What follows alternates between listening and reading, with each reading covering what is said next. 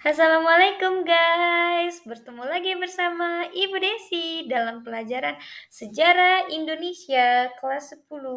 Nah, sekarang kita bakal bahas konsep dasar ilmu sejarah bagian 2. Lanjutan dari bagian 1 ya. Nah, untuk kali ini kita bakal bahas manusia sebagai objek ataupun sebagai subjek. Kira-kira apa ya?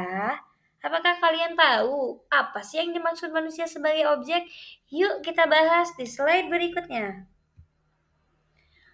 Manusia sebagai objek adalah manusia sebagai penggerak sejarah atau pelaku dalam sebuah peristiwa. Perannya dalam peristiwa sejarah layaknya pemeran utama dalam drama.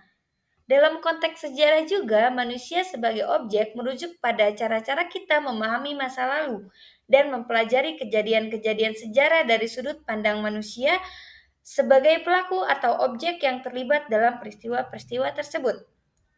Sedangkan manusia sebagai subjek artinya tindakan manusia di masa lampau berperan dalam menentukan arus kesejarahan.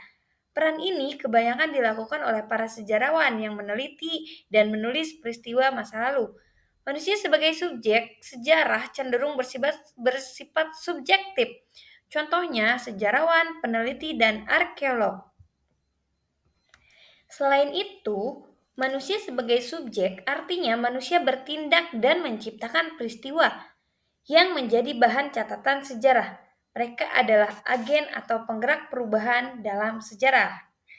Nah, kemudian setelah itu kita akan membahas cara berpikir sejarah, yaitu ada sinkronik, diakronik, dan ada kausalitas. Apa sih yang dimaksud dengan sinkronik dalam sejarah?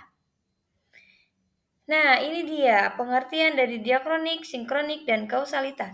Diakronik itu artinya memanjang dalam waktu tetapi terbatas dalam ruang.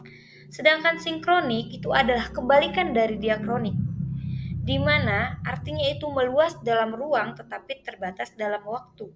Sedangkan kausalitas ini menyangkut hubungan sebab akibat antara dua atau lebih peristiwa. Secara umum, pengetahuan tentang hubungan sebab akibat sangat penting dalam pelajaran sejarah, terutama untuk menjawab pertanyaan mengapa suatu peristiwa itu terjadi. Bingung nggak? Masih bingung nggak? Yuk kita lihat contohnya. Nah, ini dia contoh dari diakronik. Maksudnya, ketika berpikir diakronik, maka kita akan memikirkan suatu peristiwa di suatu tempat dari waktu A ke waktu B. Contohnya nih, perang di Ponorogo melawan POC yang terjadi di Pulau Jawa pada tahun 1825 dan 1830. Yang mana sih yang dimaksud dengan waktu yang memanjang? Nah, di sini dijelaskan pada tahun 1825 sampai 1830. Waktunya tidak sedikit, melainkan dari waktu A ke waktu B, dari 1825 hingga 1830. Sedangkan yang disebut dengan ruang yang terbatas itu adalah di Pulau Jawa. Sudah paham? Kalau belum silakan dibuat contohnya. Kemudian setelah itu ada sinkronik, kajian tentang proklamasi kemerdekaan Indonesia. Maka perhatian akan terfokus pada tanggal 17 Agustus 1945 serta peristiwa-peristiwa lain yang berkaitan dengan proklamasi tersebut pada tanggal itu. Contohnya adalah suasana di Jakarta pada saat pembacaan proklamasi kemerdekaan Indonesia pada tanggal 17 Agustus 1945.